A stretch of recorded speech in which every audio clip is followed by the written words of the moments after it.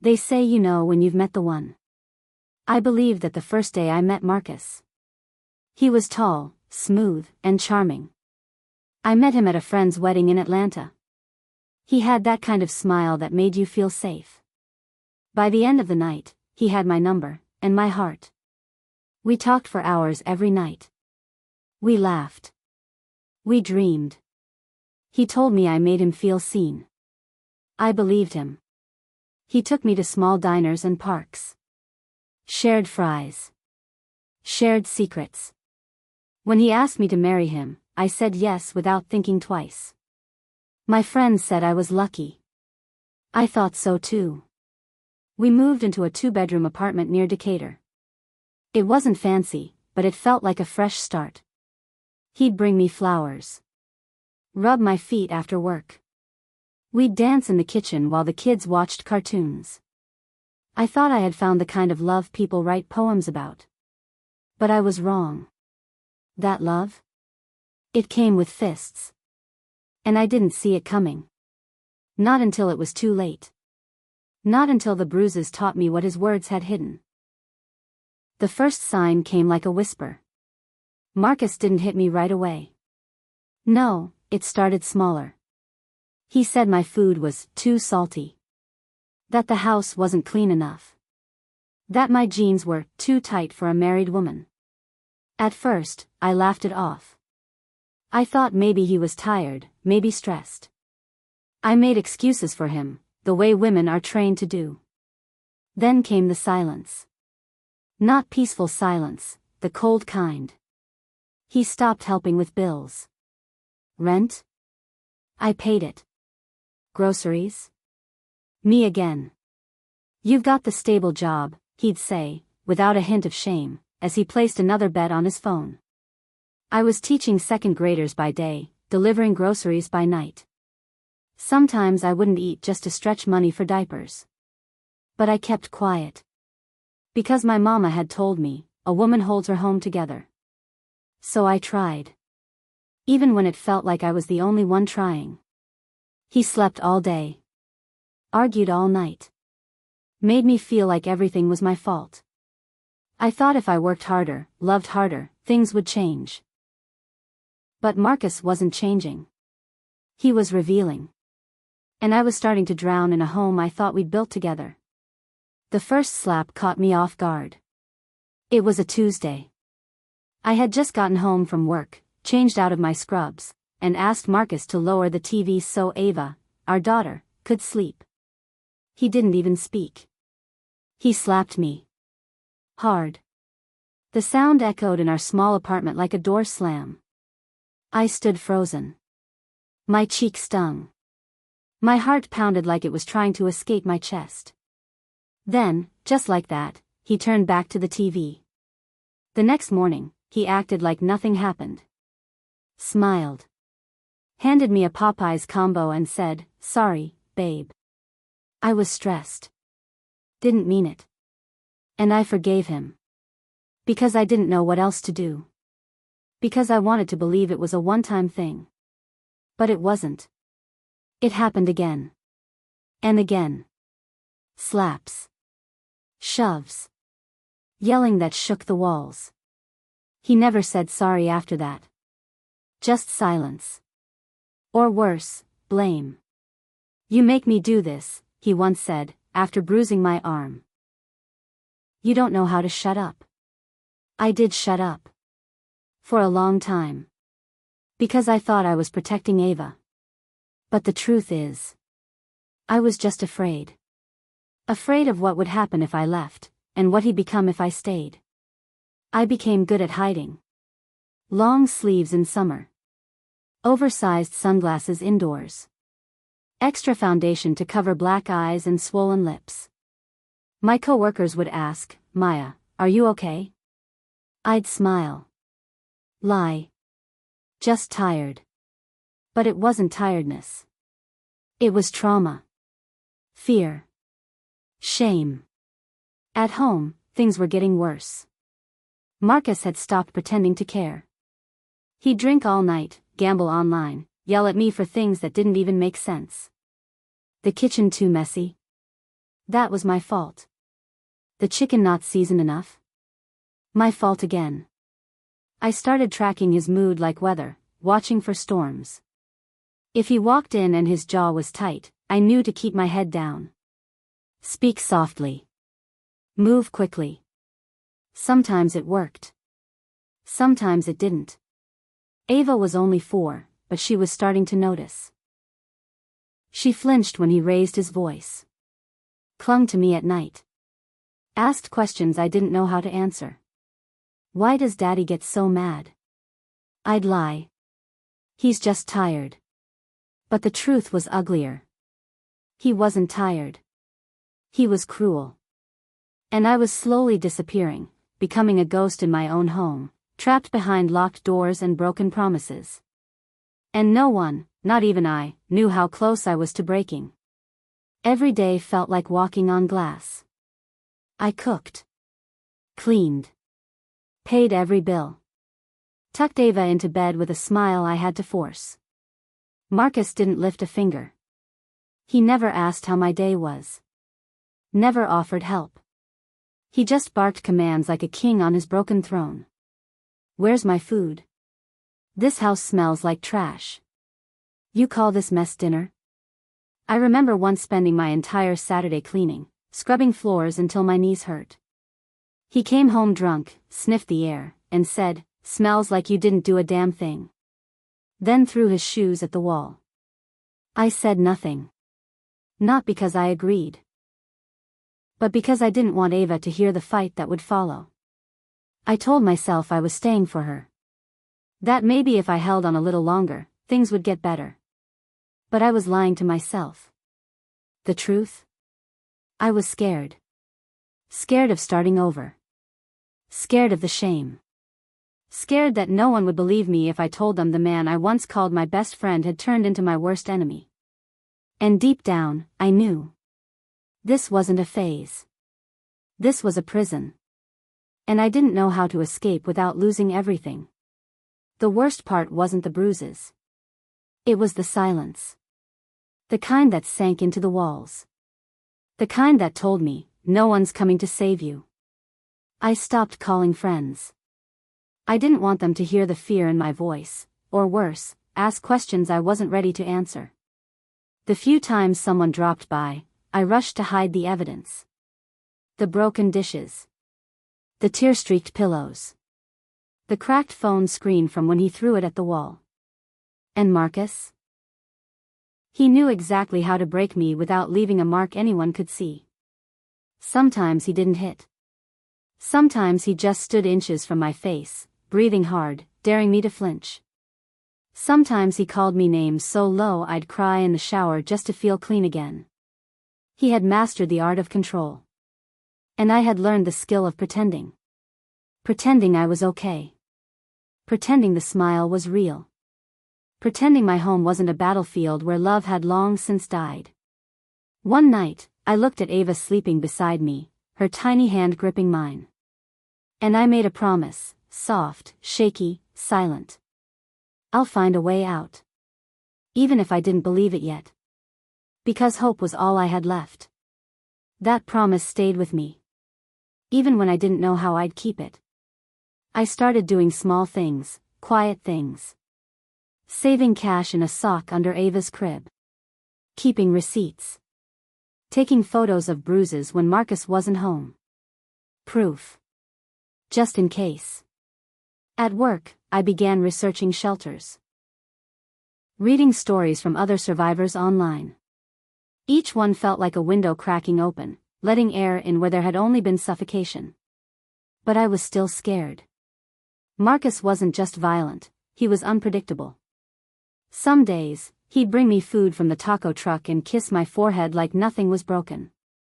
Other days, he'd slam doors so loud Ava would cry in her sleep. The whiplash kept me off balance. And I didn't know which version of him would come home each night. Then one afternoon, I caught Ava drawing at the kitchen table. It was a picture of our family. Me with a sad face. Her beside me. Marcus, drawn with angry eyes and red scribbles all around his head. I stared at it for a long time. Kids don't lie in their drawings. And in that moment, I realized. She already knew. She saw everything I thought I was hiding. And I had to make a choice. I stayed up that night, staring at the ceiling. Ava's drawing sat on the nightstand beside me like a silent alarm. It wasn't just a child's picture, it was a mirror. One I had been avoiding for too long. Marcus came home late. Drunk again. He stumbled through the door, tossed his keys on the floor, and collapsed onto the couch like a king returning from battle. I held my breath as I passed him to get Ava's blanket from the dryer. "You ignoring me now?" he muttered. I didn't answer. He grabbed my wrist. "You think you better than me, huh?" His grip was tight. Too tight. I didn't fight. I didn't speak. I just stared at him until he let go. And that look I gave him? It scared him more than anything I'd ever said. Because for the first time, I wasn't afraid. Not of him. Not of what came next. Something had shifted. That night, I didn't cry. I wrote. I opened my phone and typed out everything: dates, incidents, photos. I emailed them to myself, labeled it, "in case I don't make it." I wasn't ready to run yet. But I was preparing. Because if he ever went too far, I'd be ready to fight back. The breaking point came with a plate of food. It was a Saturday. Hot. Sticky. I'd just gotten back from Walmart, arms sore from carrying bags up 2 flights of stairs. I still cooked, baked chicken, mac and cheese, collard greens. I served Marcus his plate, hoping today would be peaceful. He took one bite. Paused. Then spit it out. "You trying to poison me?" he shouted. Before I could respond, he flipped the entire plate off the table. Food hit the wall. The crash of the plate sounded like thunder. Ava screamed from the hallway. And that was it. Something in me snapped. I didn't think. I didn't weigh the risks. I just spoke, louder than I ever had. "I carry this damn house on my back. I pay the bills. I feed our daughter. And you have the nerve to call me useless?" The room fell silent. His face changed. From shock to fury. "You want to raise your voice at me?" he growled. And then his fist came. Faster. Harder. He didn't stop. Not when I screamed. Not when I begged. Not when I fell. He hit until I stopped moving. Until I stopped fighting. And then everything went black. I woke up to beeping. Not from an alarm clock, but machines. My eyes fluttered open. The lights above were harsh. Everything ached. My ribs felt like they'd been snapped in half. My leg, elevated and wrapped in layers of bandages, throbbed with every breath. I couldn't speak. My throat was dry. Tubes snaked from my arms. My lips were cracked. I blinked slowly, trying to remember where I was. Then I saw her, a nurse. She leaned in. "You've been unconscious for 3 days," she whispered. "You're lucky to be alive." Lucky. The word stung. I was broken. I couldn't move. I couldn't feel the lower part of my body without sharp pain. And still, they called it luck. Marcus had beaten me unconscious. The neighbors heard me screaming and called 911. Paramedics found me bleeding on the floor, barely breathing. He had fled before the police arrived. I closed my eyes. This was it. This was the moment I knew. There was no going back. No more excuses. No more hiding. No more second chances. Marcus had almost killed me. And if I stayed silent again? Next time, I wouldn't wake up at all. The doctors said I might not walk the same again. I'd need surgery. Months of physical therapy. Maybe a cane. Maybe worse. At first, I didn't react. I just stared out the hospital window like it was a movie playing without sound. The painkillers dulled my body, but my mind was sharp, every memory playing on repeat. Every slap I forgave. Every bruise I covered. Every lie I told just to keep the image of a happy home. I thought about Ava. About how she used to ask why Daddy yelled so much. About how she tiptoed when he was around. How she knew something was wrong long before I admitted it. And I thought about how close I had come to leaving her motherless. Something inside me stirred, slow, but powerful. I didn't cry. Not then. I made a promise instead. No more silence. No more shame. The nurse came in with a clipboard. "When you're ready, a social worker will speak with you." I nodded. Because I was ready. Ready to tell the truth. Ready to turn every scar into evidence. Ready to take back the voice I had buried for too long. And this time, I wasn't asking for help. I was demanding justice. The social worker's name was Melanie. She walked in with soft eyes and a firm voice. She didn't pity me. She didn't flinch when I showed her the bruises or the photos I had stored in my phone. She just listened. And then she said, "You have options. You can file a domestic violence report. You can press charges. You don't have to go back." I froze. Press charges? That meant war. That meant exposing everything, dragging my private pain into a courtroom, facing Marcus again, letting strangers read my scars like they were newspaper headlines. What if he finds out? I whispered.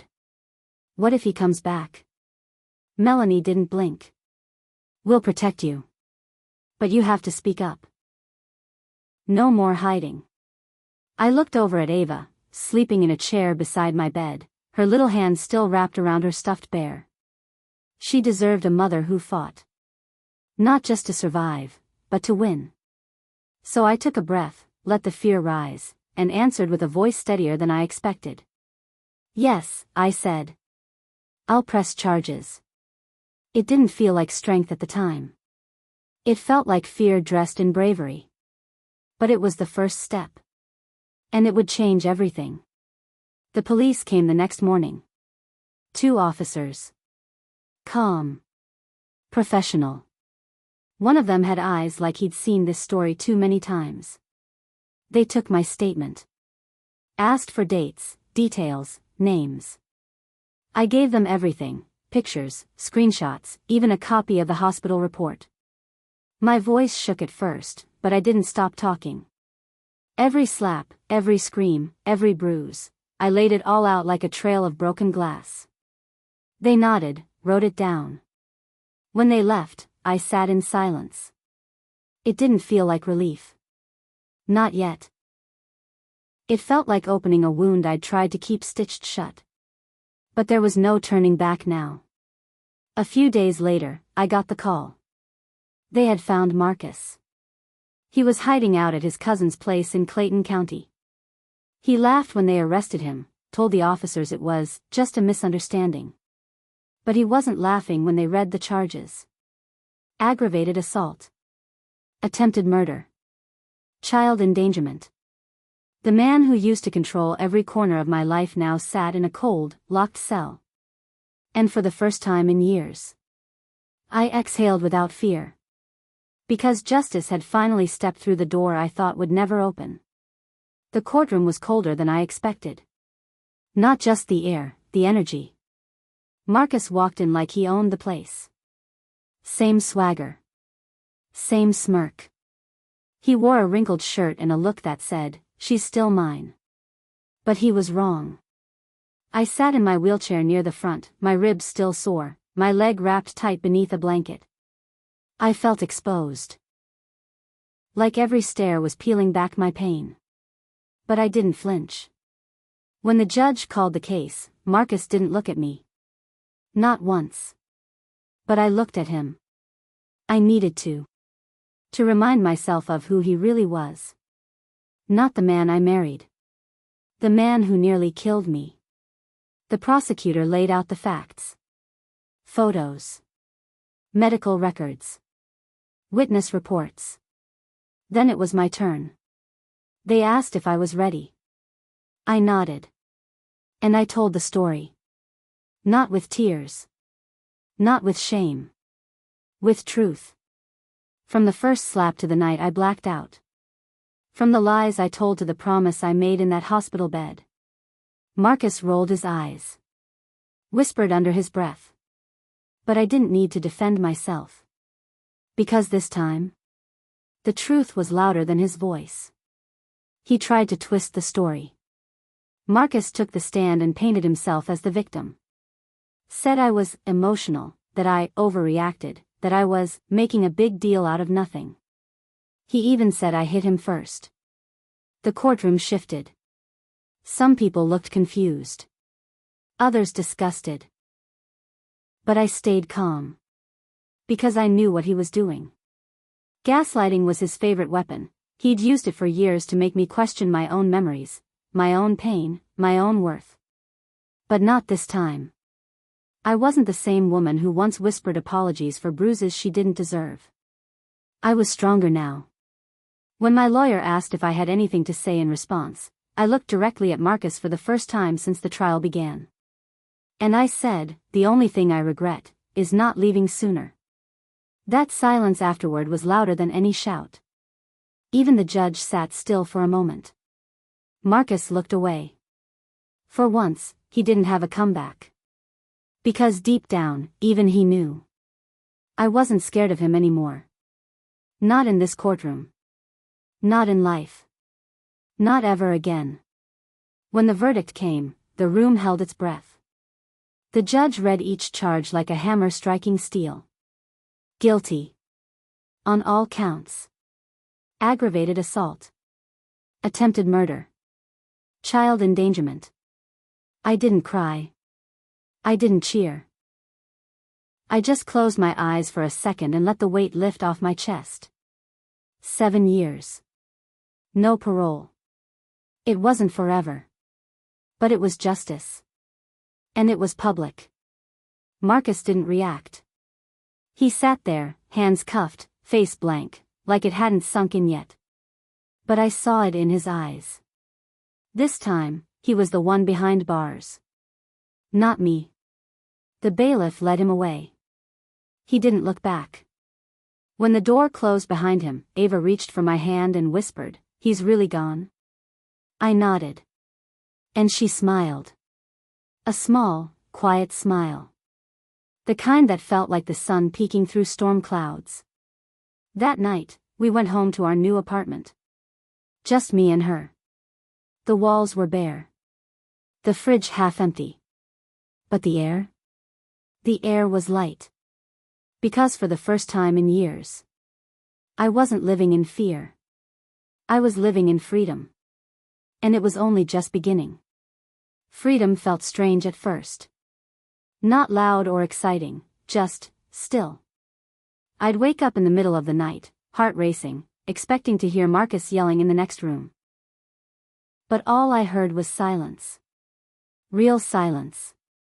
Not the kind that follows violence, but the kind that makes you breathe a little deeper. Sleep a little easier.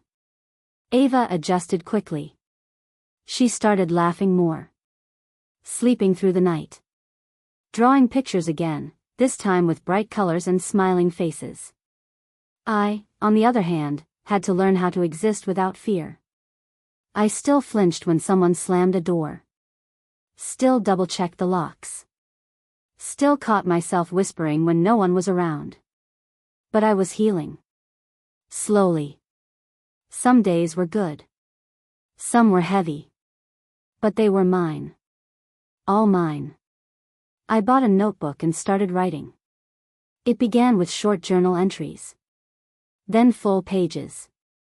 Then letters to my old self, the girl who thought love meant pain, and silence meant strength. And one day, I decided to share a piece of it online. Just one blog post. Titled, "My name is Maya, and I survived him." I thought maybe 5 people would read it. I was wrong. By the next morning, my post had over 800 views. By the end of the week, it had been shared across Facebook, Twitter, and women's forums I'd never even heard of. The comments poured in. I thought I was alone. Your strength gave me the courage to leave. My sister needs to read this. Some shared their stories. Some just said thank you. But every single message reminded me of one th. So I said yes. Because if my story could help one woman get out, then every scar had a purpose. The shelter meeting was held in a church basement.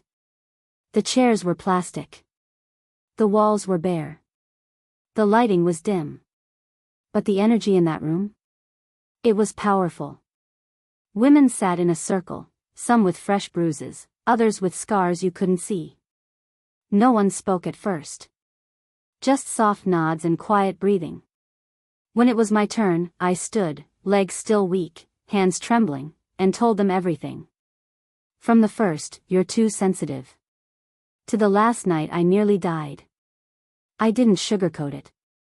I told the truth, the messy, terrifying, honest truth. And when I finished, the room stayed silent. Then one woman spoke. She whispered, "He choked me last week. I told my mom it was my fault." Another said, "I've been saving money in an old shampoo bottle. I want to leave, but I'm scared." And suddenly, story after story spilled out like a dam had broken. No judgment. Just shared survival. When I left that room, I didn't feel tired, I felt charged. That night, I wrote a new post. This is what happens when women tell the truth. And the next morning, it had already gone viral. That post changed everything. It wasn't just shares and likes, it was momentum. Messages poured in from all over the country. Survivors. Social workers. Therapists. Even pastors and teachers. Some wrote, "Your words gave me language." Others said, "I left last night, because of you." A nonprofit based in Chicago emailed me. They wanted to feature my blog in their domestic violence awareness campaign. Then a women's magazine called. Then a local radio station. Each time I shared my story, something happened. The shame got smaller. The silence got weaker. And Marcus? He got smaller too. He was still in prison. Still behind bars. But now, his name was shrinking into nothing. While mine, Maya Thompson, was growing louder every day. I started speaking monthly. Women began calling me Miss Maya or Mama Maya. I never asked for a title. But the respect felt earned. Even Ava noticed. She once came home from school and said, "Mommy, you're a hero." My friends said so. I smiled, hugged her, and whispered, "No baby. I'm just someone who decided not to stay quiet." But deep down, I was starting to believe her. Because heroes don't always wear capes. Sometimes they carry scars, and still stand tall. With each passing month, my world got bigger. I was invited to host a support group at the community center. We called it the Sister Circle. No fancy budget. Just donated chairs, bottled water, and a safe space. But it worked. Every week, new women walked in. Nervous. Quiet. Guarded. And every week, I watched them open up. Little by little. One tear. One truth. One deep breath at a time. One woman, Tasha, showed up in oversized sunglasses and a hoodie pulled low. She didn't speak for 2 weeks. Then one day, she said, "He told me if I ever left, no one would believe me." We surrounded her with love. With belief. With proof that she wasn't alone. She left him 2 weeks later. That night, I cried, not because I was sad, but because I finally understood what all the pain had been for. Every bruise. Every tear. Every broken moment. It was all leading to this. To healing. To helping. To being more than a survivor. I wasn't just surviving anymore. I was leading. And with every story I helped unlock, Marcus's grip on my past got weaker. He had tried to silence me. But I was building an army with my voice. It didn't take long before the media caught on. A local news outlet ran a feature called "The Woman Who Wouldn't Stay Silent." They visited our sister circle. Filmed our sessions. Interviewed Ava, who proudly said, "My mom helps people now." After the segment aired, everything exploded. Emails. Messages. Invitations.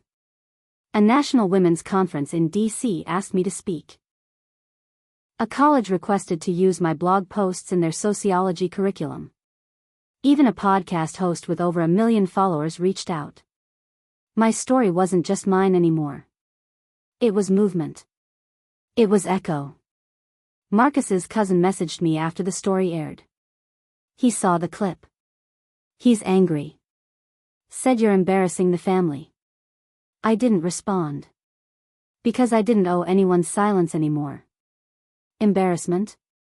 He should have felt that the day he raised his fist, not the day I raised my voice. I posted a new blog that night.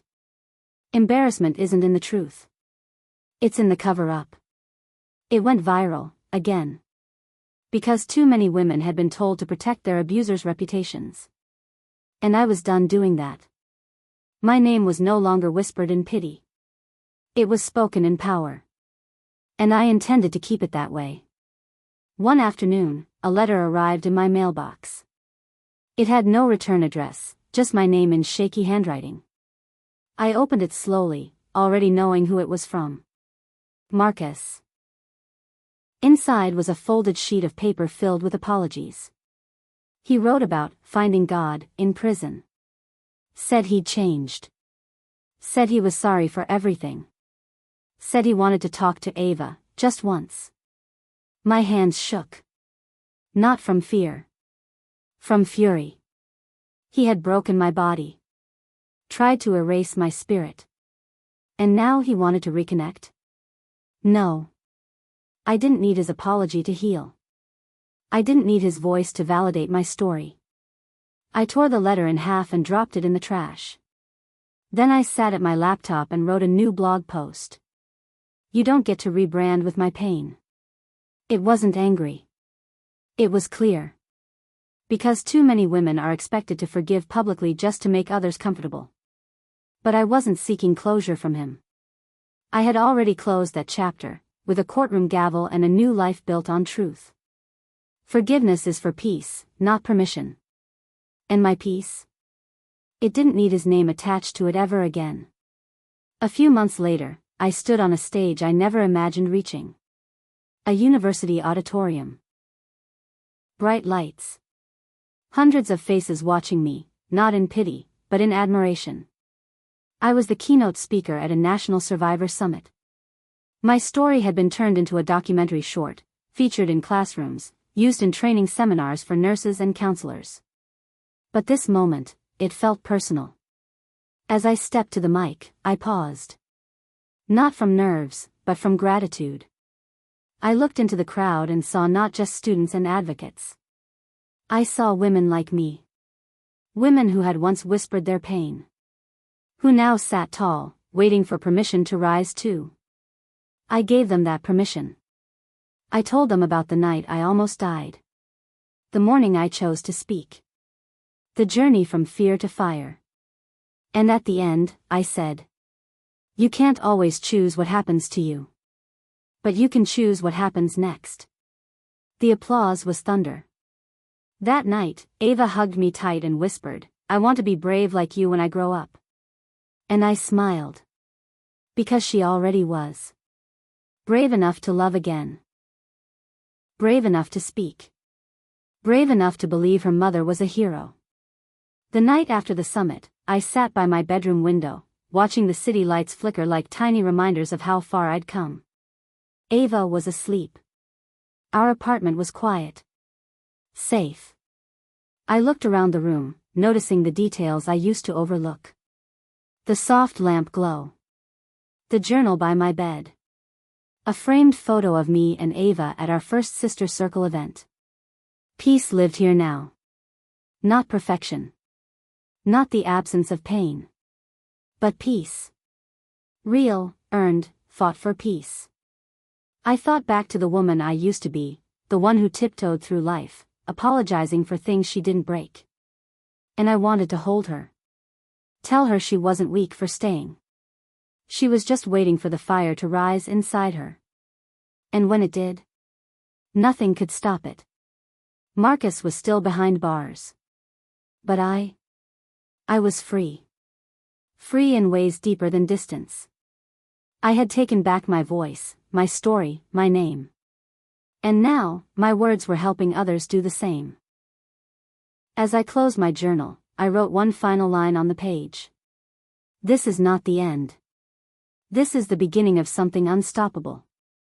And I meant every word. The foundation started with 5 women and a dream. We had no office. No funding.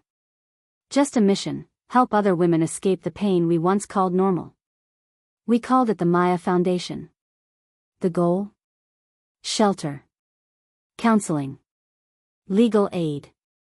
Support for children. A hotline run by survivors who understood silence better than anyone. We held meetings in my living room.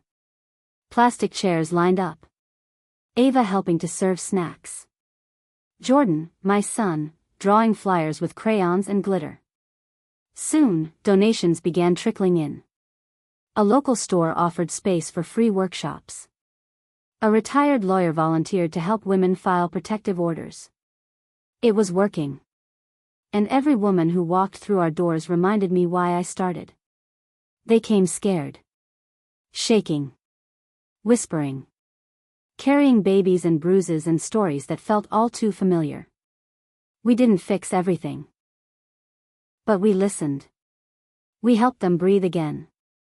And with each survivor we helped, I felt something shift, inside me and around me. This wasn't just healing anymore. It was a movement. Built on pain. Fueled by purpose. And led by women who refused to be silent ever again. The impact grew faster than I imagined. Within months, we had partnerships with shelters in 3 cities. Volunteers came in droves, nurses, counselors, even survivors we had once helped. Our story reached places I'd never been. A school in Chicago started using my blog in their health curriculum. A church in Florida held a fundraiser in our name. A woman from Seattle messaged me, "I left because I read your words." Then came the documentary. A filmmaker who had read my blog reached out. She said, "Your story isn't just powerful, it's necessary. The world needs to see it." At first, I hesitated. Reliving that pain on screen? Watching another woman cry my tears? But I thought of the women still trapped behind smiles. The ones who hadn't found the words yet. The ones who thought survival was impossible. So I said yes. We filmed for 6 weeks. The Sister Circle. My apartment. Ava reading one of her poems. Footage of my first hospital visit. When the documentary premiered, I sat in the theater, holding Ava's hand. And when it ended, the room stood and clapped. Not just for the film. But for every woman who had made it out alive. And for those still finding their way. The documentary changed everything. It aired on a national streaming platform. Within days, my inbox overflowed. News anchors reached out. Radio stations. International organizations. A women's rights group in Canada requested to subtitle it in French. A university in South Africa added it to their social work program. A domestic violence hotline in the US reported a 40% spike in calls the week it aired. But what moved me most? The personal messages. A girl in Texas wrote, "I watched your story, packed a bag, and left." Another from Ohio said, "I've been silent for 10 years. After seeing you speak, I told my truth to the police." I cried reading each one. Because that was the point. Not fame. Freedom. For every woman who still walked on eggshells. For every child who thought yelling at night was normal. For every girl who needed proof that life after pain was possible. Marcus's name never appeared in the film. We blurred his face. Because it was never about him. This was my story. My scars. My voice. And now, that voice was echoing in places I never dreamed of reaching. I received an invitation to speak at the state capitol. The Committee on Public Safety was reviewing laws around domestic violence, how police respond, how survivors are protected, how early intervention is handled. They wanted me to testify. I sat before a panel of lawmakers in navy suits and polished shoes, each one holding a pen, a notepad, and power. And I told them everything. How I filed complaints that went nowhere. How my neighbors heard screams and said nothing. How I nearly died before anyone took action. I didn't cry. I spoke like the classroom teacher I used to be, clear, firm, unwavering. One lawmaker asked, "What would have helped you sooner?" I answered, "Accountability. Not after the funeral. Not after the hospital bed. Before." The room went quiet. They voted on a bill 2 months later. The Maya Act, a set of reforms for immediate police response to abuse reports, funding for shelters, and free legal aid for survivors. When the governor signed it into law, I was there. Not just as a guest. As the reason. And that day, I realized. Marcus once tried to break my body. But I was now shaping policy. And that? That was the loudest justice of all. Marcus saw it all from prison.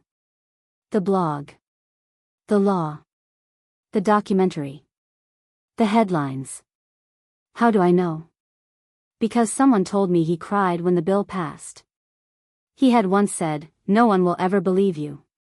Now, the world was listening. And changing because of me. He tried to send messages again. Through his cousin. Through a fake account online. Through letters mailed to the foundation office. Tell her I'm proud of her. She's changed the world. I've changed too. I found God. No. You don't get to praise the fire you tried to put out. You don't get to watch me rise and ask for a front row seat. I didn't respond. Because my silence now? It's not fear. It's power. He wanted redemption through my story. But I already claimed it for myself. So I did what I always do. I wrote another blog post, titled, "You Don't Get to Stand in the Light You Tried to Kill." It reached 1 million views in 5 days. And in every comment, I saw it. My story had become theirs. And Marcus? He wasn't just forgotten. He was erased by the legacy of the woman he couldn't destroy. One morning, Ava walked into the kitchen holding a thick envelope. "Mom," she said, eyes wide. "You got something big." It was from a major publishing house in New York. Inside was a proposal. They wanted me to write a memoir. My story, cover to cover. My voice. My truth. My journey from silence to survival, from victim to leader. I sat with the letter for hours. Could I do it? Could I open those wounds again? Could I put my entire life on pages for strangers to read? Then Ava said something that sealed it. "People already know you saved lives, Mommy. Now it's time to show them how." So I started writing. Late nights. Early mornings. Tears on the keyboard. Rereading journal entries I had buried for years. I didn't hold back. Not from the pain. Not from the parts that made me feel weak. I wrote about the first slap, the fear, the fight, the courtroom, the blog, the women, the rise. And when the manuscript was done, it felt like I had exhaled a lifetime of breath I didn't know I was holding. The title? Bruised, but never broken. Because that's exactly who I was. And now, the whole world would know it too. The book release felt like a dream. A launch event was held at a community bookstore downtown. Rows of folding chairs, stacks of my memoir on every table, a banner that read, "From Survivor to Storyteller, Maya Thompson's Journey." I wore a simple white dress. Not to look fancy, but to feel free. White, to me, meant peace. And I had earned every inch of it. People came in waves. Survivors. Readers who had followed my blog for years. Volunteers from the sister circle. Even Ava's teachers. When I stepped up to read an excerpt, my voice trembled, but only for a second. Then I found my rhythm. I read the chapter about the night I blacked out, the one Marcus thought would be my ending. I looked up at the audience and said, "He broke my bones. But not my spirit." A silence swept the room. And then, standing ovation. The book sold out in 48 hours. Online orders crashed the website. Book clubs picked it up. Libraries requested copies. Colleges emailed for speaking events. One email said, "Your book didn't just change my perspective. It saved my life." And I knew. I hadn't just published a story. I'd published proof. That survival could become revolution. Not long after the book tour began, I got a phone call I never expected. It was from the White House Council on Gender Equality. They'd read my book. Watched the documentary. Followed the Maya Foundation's work. Now, they wanted me to speak on a national panel, alongside lawyers, senators, and advocates from across the country. I wasn't a lawyer. I wasn't a politician. I was just a woman who had once whispered through pain, and now stood with a mic in her hand. I flew to Washington, D.C. with Ava by my side. She held my hand the whole time. "I'm so proud of you," she whispered as we walked into the historic room. And I believed her. I stood at the podium and looked around the room. I thought of all the nights I cried on the bathroom floor. All the times I thought no one would ever hear my voice. And now? That same voice was being broadcast on national television. I spoke about justice. About prevention. About how survival isn't enough. We need protection, education, and real change. And when I finished, they stood for me. Not just because I'd survived, but because I refused to stay quiet ever again. After the panel in D.C., everything accelerated. International organizations began reaching out. One from London invited me to speak at a global summit on gender-based violence. A university in Ghana asked if I would co-develop a curriculum for social workers. My book was translated into 3 languages. But back home, the work continued. The Maya Foundation opened its second shelter, this time in Baltimore. We called it Ava's House. Not because Ava needed a reminder, but because I wanted the world to know she was part of the healing too. She had seen the pain. Lived through it. Grown beside it. And now she was helping other children heal. Ava started journaling. Drawing. Then one day, she asked, "Mom, can I speak at the next Sister Circle event?" She did. At just 13, she stood before a room of women and said, "My mom taught me that love should never hurt. And that no one is too small to fight back." There wasn't a dry eye in the room.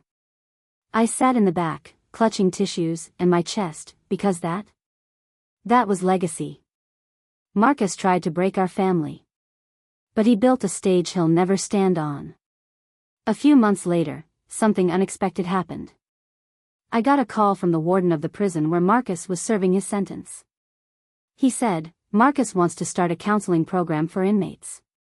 He says your story inspired him." I didn't say anything. Not because I was shocked, but because I wasn't. Of course he'd try to use my name. My story. My rise. He wanted to paint himself as reformed. Redeemed. Reborn. But I knew better. I wasn't interested in being part of his redemption arc. He had his chance to change, long before the courtroom, the hospital bed, or the broken bones. Now he wanted to rise on the back of my pain? No. So I wrote another blog post. You don't get to heal in public when you harmed in private. It struck a nerve. It was shared by survivors, lawyers, therapists, even celebrities. One actor quoted it on national television. A senator referenced it during a hearing on abuse accountability. The truth. The officer who shrugged when I first called 911. The neighbor who said, "It's none of my business." The church elder who told me, "Submission is your cross to carry." So I spoke up, again. This time, I named the system. I wrote op-eds, appeared on panels. Partnered with legal groups to host community education sessions on how to report, how to document, how to get out safely. We launched a new initiative called Break the Silence, Break the System.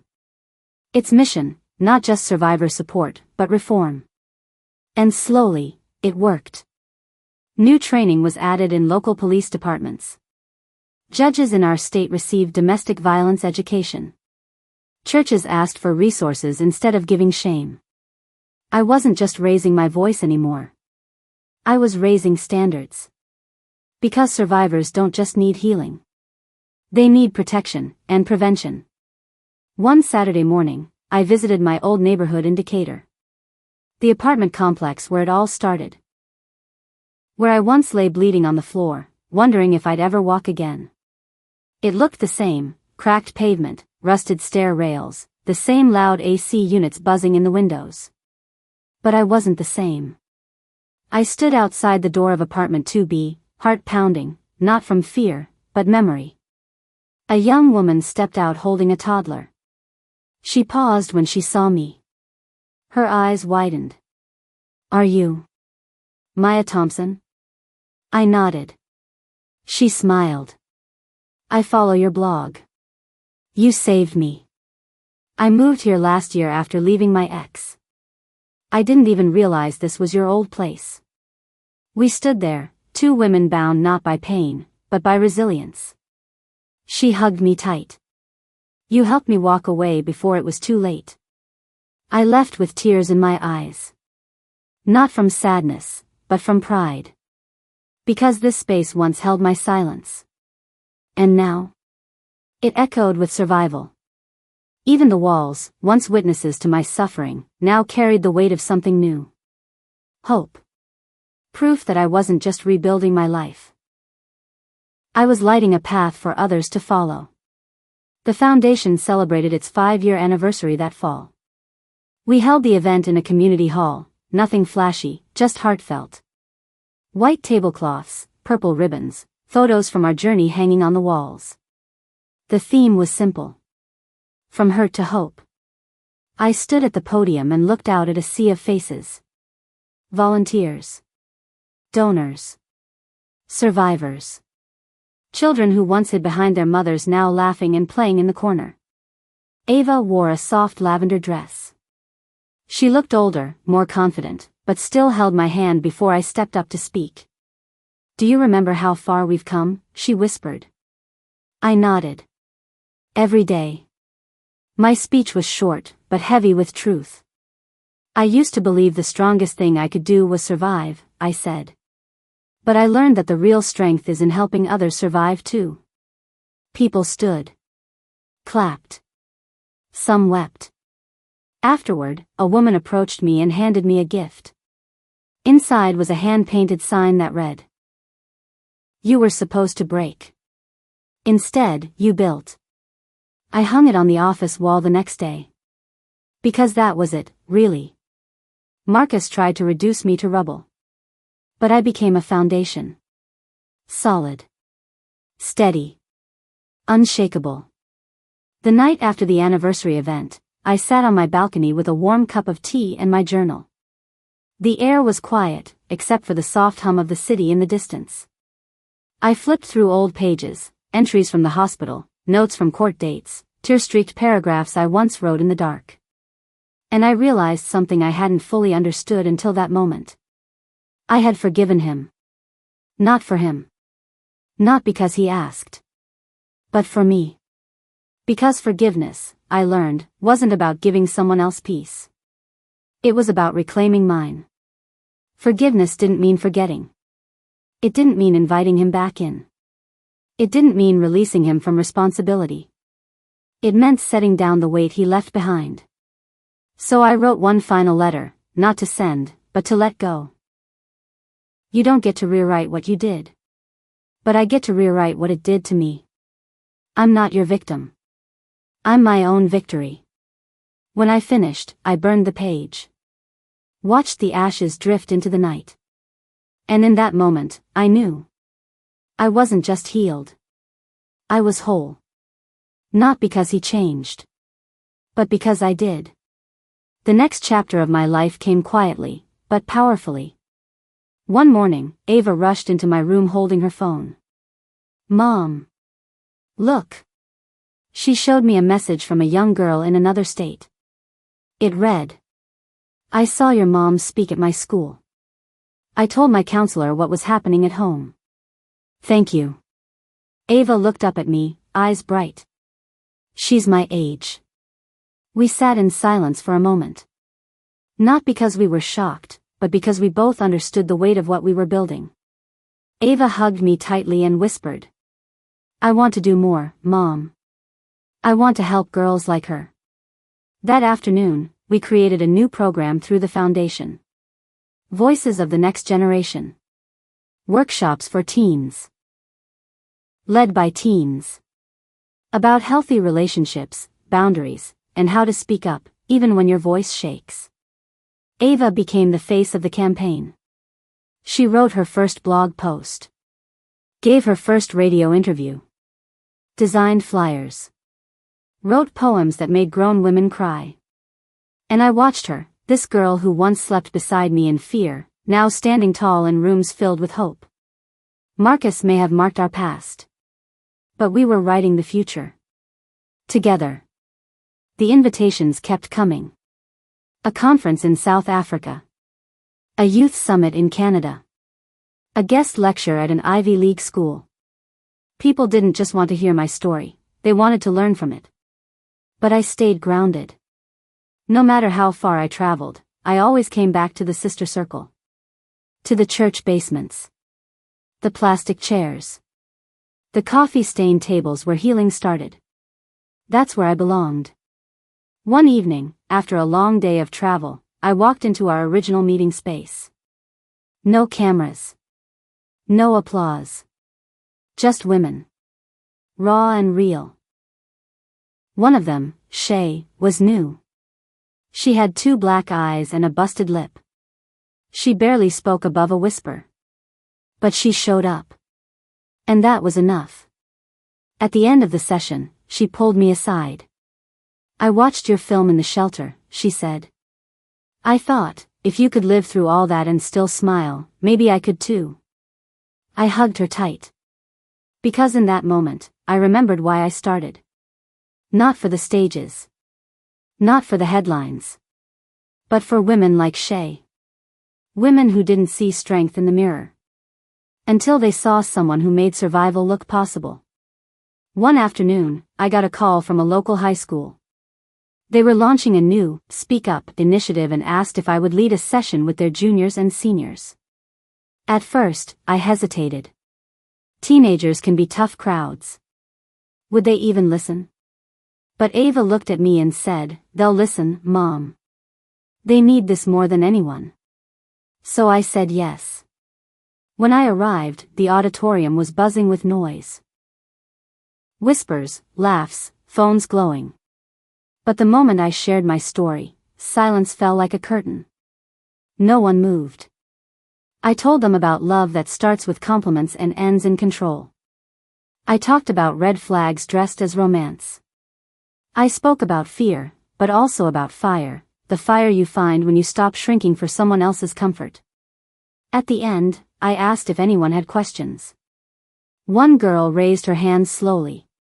Her voice shook. What if you're scared no one will believe you? I walked off the stage and stood beside her row. Looked her in the eyes. Say it anyway, I said. Say it until someone does. Say it for yourself first. The room stayed quiet. But in that quiet, you could feel walls breaking. A few weeks later, I got a message from a film studio in Los Angeles. They wanted to adapt my memoir into a feature film. Not a documentary this time, a scripted motion picture for theaters. With actors. A director. A nationwide release. At first, I was overwhelmed. Could I really watch another woman play me? Cry my tears? Recreate scenes I worked so hard to survive? But then I thought about what this could do. How many more lives it could reach. So I said yes. I was part of the entire process, every script draft, every casting session, every creative meeting. I chose the actress myself, a powerful young woman with eyes full of strength and sorrow. Just like I used to be. When we filmed the scene where Marcus hit me for the first time, I had to step outside. But I came back. Because this wasn't about reliving it. It was about reclaiming it. When the film premiered, Ava sat beside me in the front row. She held my hand through the final scene, the courtroom, the speech, the verdict. When the lights came up, people stood. Clapping. Crying. And I knew. This wasn't just my movie. It was a mirror, for every woman still waiting to rise. The film's impact was instant. Streaming platforms picked it up. It trended for weeks. Hashtags exploded with stories from viewers around the world. Women wrote. I finally packed my bags. I watched it with my daughter, and we cried together. Because of your story, I found my courage. And it wasn't just women. Men wrote too. Your film made me think about how I speak to my wife. I saw my sister in your story, and I'm going to be there for her now. Teachers began showing it in classrooms. Counselors played it during support groups.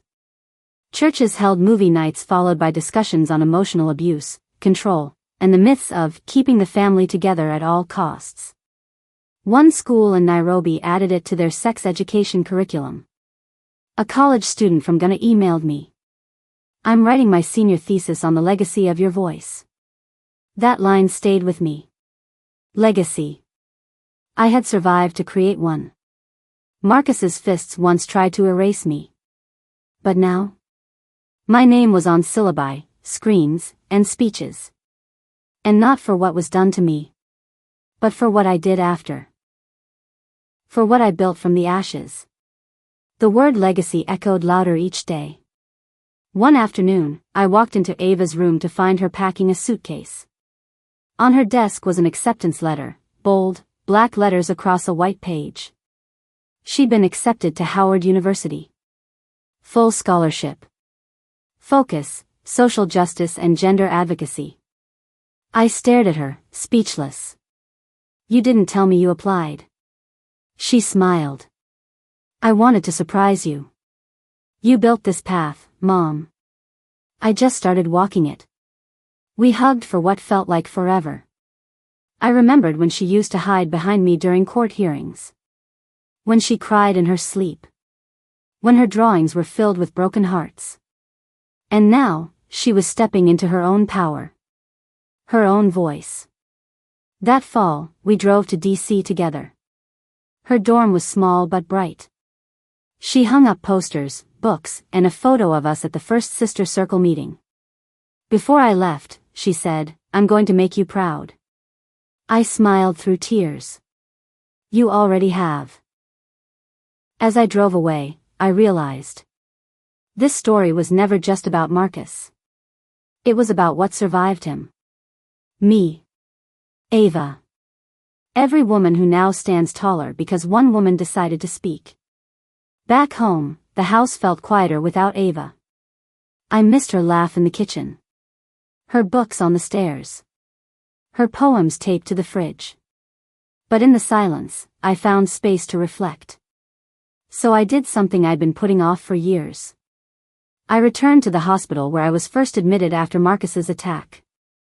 I walked through the ER lobby, my heels clicking against the tile that once held my blood.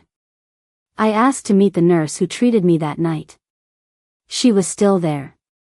Her name was Marcia. Her hair had more gray now, but her eyes were the same, warm, steady, kind. "I remember you," she said, hugging me tightly. "You were in so much pain, but you never stopped fighting." I handed her a copy of my book, signed with a simple note. "You were my first lifeline." We sat and talked. About that night. About the way the system handled women like me. About what had changed, and what hadn't. "Before I left," Marcia said, "you turned trauma into testimony. That's rare." I smiled. Because that was the truth. I didn't just survive the fall. I built a ladder out of it. So others wouldn't have to fall the same way. The Maya Foundation's 10th anniversary arrived with a celebration unlike anything we'd done before. We rented a downtown auditorium, decorated it with purple and gold, and filled the space with survivors, families, allies, and leaders. News crews came. So did city council members. A famous actress, also a survivor, flew in to deliver the keynote. But I wasn't the main speaker. Ava was. Now a sophomore at Howard, she had grown into her voice like it was second nature. Confident. Poised. Powerful. She stepped onto the stage in a navy suit and heels, her curls bouncing as she moved. And then, she told her version of the story. Not mine. Hers. What it felt like to grow up in fear. What healing looked like from a child's eyes. How she learned to trust again, not just the world, but herself. She ended with this. "My mother's pain gave birth to purpose. And that purpose is now mine to carry forward." The crowd stood before she even finished her last sentence. And as I watched her on that stage, so bold, so unshaken, I realized something that made my chest ache with joy. My daughter didn't just survive her past. She was redefining the future. Later that evening, after the celebration ended, I stood alone in the empty auditorium. Confetti still littered the floor. The echo of applause lingered in the rafters. And in the silence, I finally let myself cry. Not from pain. From pride. 10 years ago, I couldn't walk. Could barely breathe. Couldn't imagine a tomorrow that wasn't wrapped in fear. Now, tomorrow felt limitless. Ava joined me on stage, barefoot, holding her heels in one hand. "You okay?" she asked. I nodded, wiping my face. "I'm just full." She smiled, sitting beside me on the edge of the stage. We sat there in silence, staring out at the rows of empty chairs. I could almost see every version of myself that had once sat in those chairs, scared, silent, shrinking. But those versions were gone. Buried under the strength we'd built. Ava reached into her bag and handed me a small wrapped box. Inside was a delicate gold necklace with a single word engraved. Unbreakable. I clutched it to my chest. Because she was right. Not because nothing had ever cracked me. But because every time something did, I put myself back together stronger. The next morning, I did something I hadn't done in over a decade. I opened a blank page, and began writing a new story. Not a blog post. Not a speech. Not a memoir. A novel. Fiction. But every chapter was soaked in truth. The protagonist? A woman who escapes abuse and becomes a secret weapon for justice. Helping others, fighting systems, healing in secret while changing the world in plain sight. It was part fantasy, part reality. And all heart. It felt strange, letting my imagination stretch. But also freeing. Like I was reminding myself that healing wasn't just about retelling pain, it was about creating joy, too. Ava called it Mom's Next Chapter. And maybe it was. Because for the first time in years, I wasn't writing to survive. I was writing because I could. Because I wanted to. Because even after everything, every bruise, every courtroom, every dark night, I was still here. Whole. loved, living, and finally, free. I stood at the podium one last time, years after that first trembling speech. This time, it wasn't in a courtroom or shelter. It was at a university graduation. They were awarding me an honorary doctorate in humanitarian leadership. As I adjusted the cap they placed on my head, I scanned the crowd. Young faces full of promise, professors in black robes, parents with tears in their eyes. And then I saw her. Ava. Front row. Grown. Strong. Applauding with pride. I cleared my throat and spoke. They said I would never walk again. They said no one would believe me. They said I was too broken to rise. But here I stand, because I believed in myself, even when no one else did. I told them about resilience. About what it means to lose everything and still choose to show up the next day. About how true power isn't loud, it's steady. And healing isn't quick, it's earned. When the ceremony ended, reporters swarmed, cameras flashed, and my name echoed through speakers. Dr. Maya Thompson. But in my heart, I was just the same woman who once whispered, "Please let me live." And now? I had lived well enough to be remembered.